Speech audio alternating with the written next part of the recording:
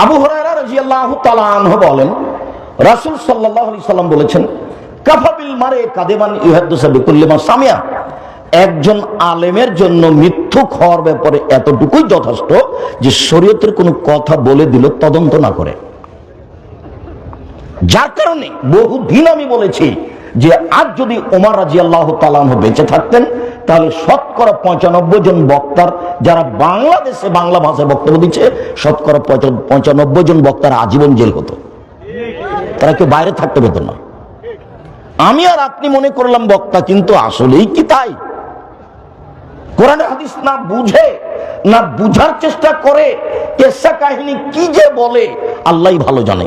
আর বক্তৃতা তো এরকম নয়, একেবারে খালে সন্তরে হতে হবে। রাসূল সাল্লাল্লাহু আলাইহি ওয়াসাল্লাম বলছেন, পৃথিবীর আলেম ওলামা শোনো, বাল্লিগু আন্নী ওয়ালা আয়া, আমার একটি কথা জানা থাকলে অন্যকে বলো। পৃথিবীর যারা আলেম ওলামা, যারা দিন প্রচার করতে চাও, তারা শোনো, আমার একটি কথা জানা থাকলে অন্যকে বলো। ওয়া হাদিসু আন বানি ইসরাঈল লা হারাজ, বানি ইসরাঈলের কাহিনী বলো, কোনো দোষ নেই। 2 নম্বর বাক্য। 3 নম্বর বাক্য, মান কাযাবা আলাইয়া মুতাআম্মিদান ফালিয়াতাবাওয়া মাকাদাহু মিনান নার। কেউ যদি কোনো কথা আমার নামে বলে, সেই কথা যদি আমার না হয়, কেউ যদি কোনো কথা আমার নামে বলে, সেই কথা যদি আমার না হয়, তাহলে তার থাকার জায়গা জাহান্নাম। আমি যে দিন প্রচার করতে এসে একটা কথা বলে দিলাম, বললাম যে ওযু করার সময় কাঁধ মাসা করতে হবে। এখন কাঁধ মাসা যদি রাসূলের কথা না হয়, তাহলে কি হবে? তাহলে ফলাফল জাহান্নাম।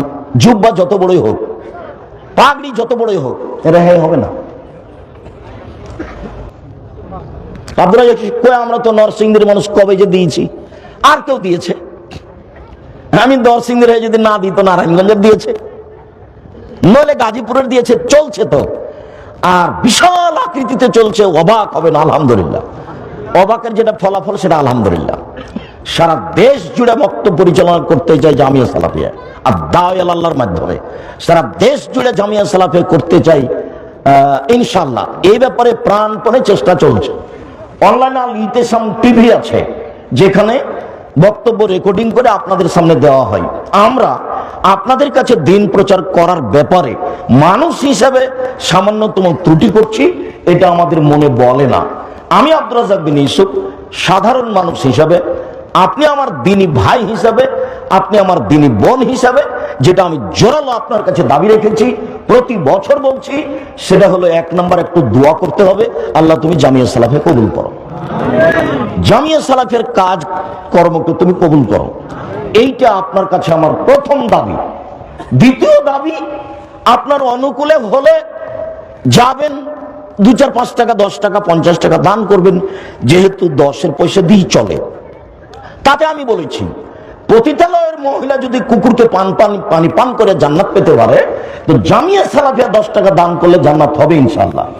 যা আব্দুর রহিমের বক্তব্যে ফুটে উঠছিল যে দান কি জিনিস। সাথে সাথে এই দেশের সর্ববৃহৎ প্রতিষ্ঠান হচ্ছে জামিয়া সালাফিয়া, শিক্ষা মানে সর্বোচ্চ প্রতিষ্ঠান হচ্ছে জামিয়া সালাফিয়া, শিরক মুক্ত প্রতিষ্ঠান জামিয়া সালাফিয়া, বিদআত মুক্ত প্রতিষ্ঠান জামিয়া সালাফিয়া, দল মুক্ত প্রতিষ্ঠান জামিয়া সালাফিয়া, সংগঠন মুক্ত প্রতিষ্ঠান জামিয়া সালাফিয়া, হিংসা মুক্ত প্রতিষ্ঠান জামিয়া সালাফিয়া, জাতীয় সম্পদ জামিয়া সালাফিয়া।